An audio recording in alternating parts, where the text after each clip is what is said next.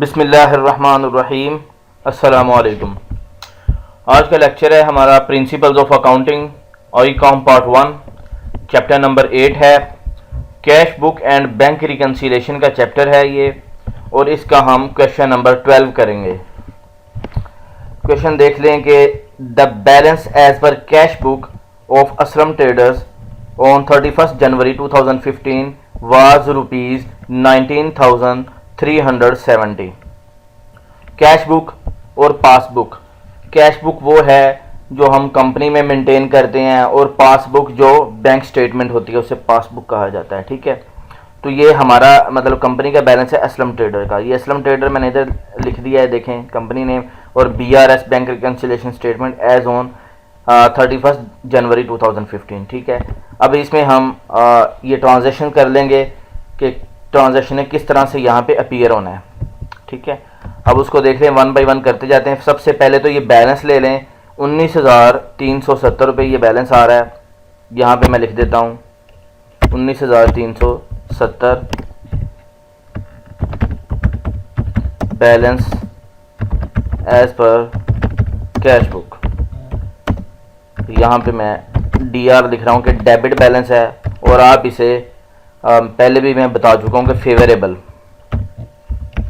ये भी टर्म एक यूज़ होती है कि फेवरेबल साथ लिखा जाता है। फेवरेबल किस लिए है कि अनफेवरेबल भी हो सकता है। अगर आपके पास बैलेंस है देखें 19,370 का, और आप चेक इशू कर दें 25,000 की अमाउंट तक के, 30 तक के, ठीक है, तो बैलेंस आपका नेगेटिव में चला जाएगा। जब नेगेटिव में चला जाएगा तो यहाँ पे फिर फेवरेबल की बजाय अनफेवरेबल आएगा कि आपके पास बैलेंस नहीं था इतना, आपने ज़्यादा अमाउंट के चेक इशू कर दिए हैं। वो चेक आप इशू करते हैं कि जिन्हें पोस्ट डेटेड चेक भी कहा जाता है, ठीक है ना, कि PDCs पोस्ट डेटेड चेक। आप इस उम्मीद पे करते हैं कि आपको पेमेंट आ जाएगी और आप उसमें वहाँ से क्लियर करवा देंगे, लेकिन फ़िलहाल आपका वो जो बैलेंस होता है वो नेगेटिव में चला जाता है, तो वो अनफेवरेबल होता है। ये फेवरेबल है, नेगेटिव में नहीं गया। 19,370 ये बैलेंस ले लिया। इसके बाद ये ट्रांजैक्शन हम कर लेते हैं one by one. First transaction को देख लें कि चेक्स, वो मल्टीपल चेक्स हैं, तो वो चेक्स लिख रहा है कि चेक नहीं लिखा हुआ, ठीक है, लेकिन उनकी अमाउंट बता दी गई आगे कि cheques amounting to rupees 2,820 issued to एक क्रेडिटर। एक क्रेडिटर जो है उसको इशू किए गए हैं, ठीक है, and entered in cash book. जाहिरी बात है, चेक इशू करते हैं तो एंटर तो करना ही होता है लेजर में, ठीक है। अच्छा, वर नॉट, यहाँ पे मैं इसे ठीक कर दूं कि वर नॉट प्रेजेंटेड, नॉट लिख दिया है, NOT है, नॉट प्रेजेंटेड फॉर पेमेंट। ठीक है, चेक इशू कर दिए हैं। जब इशू करते हैं तो आप उसकी एंट्री कर देते हैं कि अपने बैंक को उसी वक्त क्रेडिट कर देते हैं, कम कर देते हैं, और जो जिसको इशू किए होते हैं उसके अकाउंट को आप डेबिट कर देते हैं, मीन्स कि आपने क्रेडिटर के अकाउंट को डेबिट कर देते हैं। ठीक है, यहाँ पे अब क्या करेंगे आप, ज़ाहिरी बात है कि आपने अपने बैंक को माइनस कर दिया था, कम कर दिया था, लेकिन एक्चुअल में वो नहीं हुआ, तो यहाँ पे आप ऐड करके उसे दिखाएंगे कि cheques issued but not presented. इन्हें ऐड बैक करके यहाँ पे दिखाएंगे। फर्स्ट वाले कॉलम में लिखना है आपने, क्योंकि जो जो ऐड होंगे वो यहाँ पे लिख देना है, और फिर टोटल करके यहाँ पे बाहर लेके जाना है आपने। ठीक है, यहाँ पे फिलहाल आप इसके सामने लिख दें 2820 रुपये। ठीक है, ये चेक इशू किए थे लेकिन अभी क्लियर नहीं हुए, तो यहाँ पे आप ऐड बैक करके दिखा रहे हैं। सेकंड ट्रांजैक्शन देखें कि a cheque of rupees 1,750 received from universal limited and paid into bank was dishonoured. Paid into bank का मतलब है कि डिपॉजिट करवाया बैंक में, लेकिन वो डिसऑनर हो गया। ठीक है, चेक एक रिसीव किया आपने 1750 का। रिसीव जब करते हैं तो क्या एंट्री करते हैं आप, कि बैंक को डेबिट कर देते हैं और जिससे रिसीव किया होता है उसे क्रेडिट कर देते हैं, मीन्स कि अपने कस्टमर को। ठीक है, तो बैंक जब आपने डेबिट किया और एक्चुअल में वो हुआ नहीं है, चेक डिसऑनर हो गया, उनके पास अमाउंट नहीं थी, या चेक में जो वर्डिंग लिखी गई है उसमें कोई मसला होगा, कुछ भी हो सकता है। ठीक है, तो चेक डिसऑनर हुआ है कि उसके पैसे नहीं आपके ट्रांसफ़र हुए, तो आप यहाँ पे उसे लेस करके दिखा देंगे। यहाँ पे तो पहले तो मैं फर्स्ट लिख देता हूँ ना, फर्स्ट ट्रांजैक्शन है। सेकंड ट्रांजैक्शन हम कर रहे हैं, ये सेकंड वाली यहाँ पे आप लिखें कि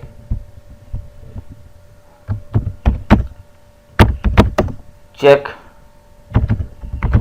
डिपॉजिटेड बट नॉट क्लियर्ड। ठीक है, डिपॉजिट तो आपने करवाया चेक को बैंक में, लेकिन वो क्लियर नहीं हुआ, डिसऑनर हो गया। ठीक है, बट नॉट क्लियर्ड, आगे आप लिख दें ऑब्लिक डिसऑनर्ड। डिसऑनर्ड भी लिख दें, लाजमी लिखें डिसऑनर्ड, कि पता चले कि क्लियर किस वजह से नहीं हुआ कि वो डिसऑनर्ड हो गया।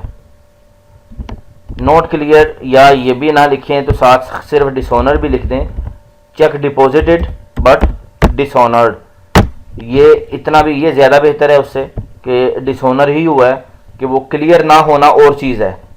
ठीक है, चेक का क्लियर ना होना वो चीज़ है कि आपने डिपॉजिट करवाया है 30 तारीख को या 31 तारीख को, वो अभी क्लियर नहीं हुआ, मे बी वो फर्स्ट को सेकंड को क्लियर हो जाए। लेकिन डिसऑनर जब हो जाता है तो उसकी कोई रीज़न होती है, मे बी उनके अकाउंट में पैसे ना हो, तो फिर आप पार्टी से दोबारा कॉन्टैक्ट करते हैं और उनसे पेमेंट के लिए कहते हैं। फिर वो या तो वो नया चेक देंगे जिस अकाउंट में पैसे हैं, या आपको कैश देंगे, जैसे भी है। लेकिन ये चेक जब डिसऑनर हो जाता है तो इसकी रिवर्सल एंट्री फिर इस तरह से डलती है। देखें यहाँ पे डिसऑनर हुआ है तो आप यहाँ पे लेस करके दिखाएंगे, क्योंकि आपने पहले इसे ऐड किया हुआ था रिसीव चेक। ठीक है, 1750 का। अब यहाँ पे आप लिख देंगे 1750 चेक डिपॉजिटेड बट डिसऑनर्ड। ठीक है, डिसऑनर हो गया। उसकी रीज़न यहाँ पे नहीं दी गई तो आपने भी रीज़न नहीं लिखनी, डिसऑनर्ड ही लिखना कि डिसऑनर हो गया, कि पेमेंट नहीं हुई उसकी। वैसे बैंक जो है आपको रीज़न देता है। ठीक है, बैंक चेक के साथ एक स्लिप लगाता है जिसके साथ रीज़न लिखी होती है कि डिसऑनर क्यों हुआ है। नंबर 3 जो है, इसे देख लें कि an out station cheque. Out station cheque का मतलब है कि अगर आप लाहौर में हैं और आपको चेक मिल जाता है मुल्तान सिटी का, ठीक है, और सेम बैंक का हो तो वो तो क्लियर ऑनलाइन आजकल हो जाता है, लेकिन अगर सेम बैंक नहीं है तो फिर वो 3 दिन 4 दिन भी ले सकता है। आउट स्टेशन का ये मतलब है कि किसी और सिटी का। ठीक है, आउट स्टेशन का चेक है an out station cheque amounting to ₹575 entered in a cash book. ठीक है, as paid into bank but has not been collected by bank. ठीक है, एक चेक मिला आपको आउट स्टेशन का, किसी और सिटी का चेक है 575 का। ठीक है, entered in a cash book, जाहिर बात है आपने उसे एंटर तो कर लेना है पेमेंट में। डिपॉजिट साइड पे आपने अपना बैंक बढ़ा लिया 575 रुपये का, क्योंकि आपने बैंक में वो डिपॉजिट करवा दिया। ठीक है, लेकिन अभी तक वो बैंक में पेमेंट नहीं आई। ठीक है, but has not been collected by bank, bank में अभी तक उसने बैंक में कलेक्शन नहीं हुई। तो ये 3 है पार्ट इसका, यहाँ पे लिख दें। तो इसको क्या करना है, अगर आप देखें ना, आप जब चेक डिपॉजिट करवाया बैंक में तो आपने अपने बैंक को ऐड किया होगा, डेबिट किया होगा, लेकिन एक्चुअल में वो हुआ नहीं। तो यहाँ पे आप लेस करके दिखाएंगे कि चेक, यहाँ पे डिसऑनर नहीं लिखना, यहाँ पे आप लिखना है चेक डिपॉजिटेड, देखें, बट डिसऑनर्ड की जगह पे यहाँ पे आप लिखेंगे नॉट क्लियर्ड। इसका मतलब ये है, दोनों में फ़र्क है। ठीक है, पहला डिसऑनर्ड ही लिखना है कि चेक डिपॉजिटेड बट डिसऑनर्ड, यही वर्ड लिखना है। यहाँ पे नॉट क्लियर्ड नहीं लिखना, वो गलत हो जाएगा।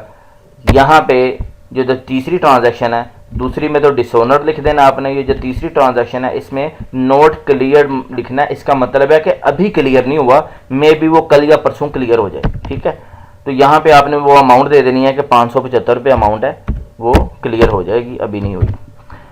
अच्छा, इसके बाद नंबर 4 पे ट्रांजैक्शन देखिए कि bank charges ₹25 have not been entered in cash book. मतलब बैंक चार्जेस बैंक स्टेटमेंट में शो हो रहे हैं, लेकिन जो हमने उसे एंटर नहीं किए हुए, बैंक ने वो काट लिए हैं। तो जाहिर बात है बैंक ने लेस किए हैं, तो हम भी अपने अकाउंट से वो लेस ही करेंगे। नंबर 4 पे जो है ट्रांजैक्शन, इसे देख लें कि यहाँ पे जस्ट आप लिखें बैंक चार्जेस।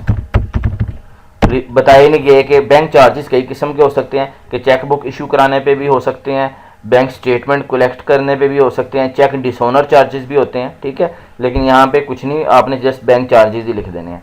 25 रुपये हैं तो लिख दें 25। इसके बाद लास्ट ट्रांजैक्शन है कि interest on government securities ₹300 collected and credited in the passbook, कि इंटरेस्ट आपको रिसीव हो रहा है। ठीक है, आपके अकाउंट में क्रेडिट हुआ है 300, यानी कि आपका अकाउंट का बैलेंस उतना बढ़ गया है, बैंक स्टेटमेंट में वो शो हो रहा है। In a passbook, credited in a passbook, ये पासबुक में वो इंक्रीज हो रहा है, शो हो रहा है। अब आपने क्या करना है, लास्ट ट्रांजैक्शन यहाँ पे मैं मेंशन कर दूँ number 5, interest received on government securities. ये बॉन्ड होते हैं, ठीक है, या आप बैंक से मतलब जो मिल जाते हैं, जैसे नेशनल बैंक हैं, अदर बैंक्स भी कुछ देते हैं, वो आप लेके उन्हें बाय करते हैं। वो एक सेविंग अकाउंट की तरह ही काम करते हैं, आपको उस पर फिर इंटरेस्ट मिलता है। ये वही इंटरेस्ट है जो आपके अकाउंट में ट्रांसफ़र हुआ है, 300 है, आपने ऐड नहीं किया हुआ था लेकिन अकाउंट में शो हो रहा है, तो अब आप उसे ऐड कर देंगे, ठीक है। यहाँ पे अब देखें, ये तमाम ट्रांजैक्शन हमने कर ली। अब इनकी कैलकुलेशन इस तरह से करनी है, ओपनिंग बैलेंस तो आपका डेबिट आ रहा है, अब इसमें जो अमाउंट्स ऐड होनी है उसे हमने ऐड करना है। पहले तो ये जो आ रही है ना ऐड वाली, इन दोनों को ऐड करके बाहर ले आते हैं ये, ठीक है। यहाँ पे मैं इसे अंडरलाइन कर दूँ और इन दोनों का टोटल कर लूँ 19,370 का, और ये जो आ रहा है 3,120, इन दोनों को मिला के ऐड वाले। अब यहाँ पे टोटल जो ऐड हो रहा है ना वो यहाँ पे आ जाएगा दिस प्लस दिस, दोनों ट्रांजैक्शन को, ये 22,490 रुपये आ गया आपका जो ऐड हो रहा है। और जो लेस हो रहा है ना, इन तमाम को ऐड करके बाहर ले आए कि एक तो आ रहा है 1750 प्लस 575 और प्लस 25 रुपये, इन तीनों को ऐड किया तो 2350 रुपये आ गए हैं। अब यहाँ पे आपका बैलेंस एज पर पासबुक, मतलब जो आपके बैंक स्टेटमेंट का बैलेंस है वो क्या बैलेंस आ रहा है वो आप इससे मैचअप कर जाएगा कि आपने ये लेना है 22,490 रुपये जो ओपनिंग बैलेंस और प्लस ऐड करने के बाद जो आ रहे हैं, और जो अमाउंट लेस करने के बाद आ रही हैं उसे माइनस कर दें, तो ये आपका 20,140 रुपये आ गया है। यही आंसर है कि ये पासबुक मीन्स के बैंक स्टेटमेंट का ये बैलेंस है। अब लास्ट यहाँ तक आपका क्वेश्चन कंप्लीट हो जाता है, लेकिन आपको मज़ीद मैं बता दूं कि बैंक रिकन्सिलेशन बनाने के बाद जो मिसिंग एंट्रीज होती हैं वो हमने करनी होती हैं, ठीक है। जैसे ये देखें, check issued but not presented, इसको देख लें फर्स्ट वाली एंट्री को। यहाँ पे आप ऑलरेडी एंट्री कर चुके हैं, लेकिन जिस वो हुआ क्या है कि सिर्फ वो क्लियर नहीं हुआ चेक अभी तक, ठीक है। तो आपने यहाँ पे सिर्फ शो करवाना है लेकिन उसकी एंट्री नहीं करनी, वो कल या परसों, ठीक है, 2-3 दिन में क्लियर हो जाएगा और आपका जो बैलेंस है बैंक से मैच कर जाएगा। लेकिन अब आपने एंट्री नहीं उसकी करनी। यहाँ पे मैं लिख भी देता हूँ, will not be entered in, यहाँ पे लिख दें विल नॉट बी एंटर्ड, ठीक है, एज ऑलरेडी एंटर्ड या रिकॉर्डेड इन कैश बुक, ठीक है। ये ऑलरेडी आप इसकी एंट्री कर चुके हैं, तो जस्ट यहाँ पे शो करना है स्टेटमेंट में, लेकिन आप इसकी एंट्री नहीं करेंगे, ठीक है। अब ये ट्रांजैक्शन जो है सेकंड नंबर पे यहाँ पे शो हो रही है, लेकिन क्योंकि ये लेकिन एक्चुअल में ये 5 नंबर थी, क्योंकि ऐड वाले साइड पे आ रही है। तो यहाँ पे इंटरेस्ट रिसीव्ड, इंटरेस्ट इनकम होती है, तो ये रिसीव हो रहा है आपको, आप इसकी एंट्री करेंगे क्योंकि आपने पहले इसकी एंट्री नहीं की हुई, ठीक है। ये इंटरेस्ट जो है बैंक स्टेटमेंट में शो हो रहा है, आपकी कैश बुक में शो नहीं हो रहा, तो लेकिन जो आपने एंट्री नहीं की हुई वो तो आपने करनी है। तो यहाँ पे लिख दें will be entered through voucher, ठीक है। किस तरह से करेंगे, यहाँ पे मैं इसकी एंट्री बता देता हूँ कि डेबिट आप करेंगे, बैंक आपका होगा डेबिट, ठीक है, टू क्रेडिट किसे करेंगे आप, इनकम को। इंटरेस्ट आपको रिसीव हो रहा है तो इनकम आपकी क्रेडिट हो जाएगी। ये आप एंट्रीज की करेंगे कि एसेट जब इंक्रीज होता है, बैंक के एसेट है, बैंक वो उसे डेबिट किया जाता है, और इनकम जब भी इंक्रीज होती है उसे क्रेडिट किया जाता है। तो ये देखें, ये वोचर भी मैंने बता दिया कि इस तरह ये वोचर डलेगा 300 रुपये के साथ, ठीक है। 300 का ये वोचर आपने डालना है, 3120 का नहीं डालना देना। ये तो दोनों को टोटल करके आ रहा है ना, मैं वोचर जो बता रहा हूँ, ये जो फर्स्ट वाले कॉलम में जो अमाउंट्स आ रही हैं ना, इनको आपने देखना है, कंफ्यूज नहीं हो जाना कि आप इन अमाउंट को लेके चलें। वोचर आपने डालना है इसका जो फर्स्ट वाले कॉलम में आ रही हैं। 2820 का वोचर आपने नहीं डालना, आप ऑलरेडी डाल चुके हैं। और यहाँ पे 300 रुपये का वोचर जो है ये आप एंटर करेंगे, इंटरेस्ट रिसीव हुआ आपको, ठीक है।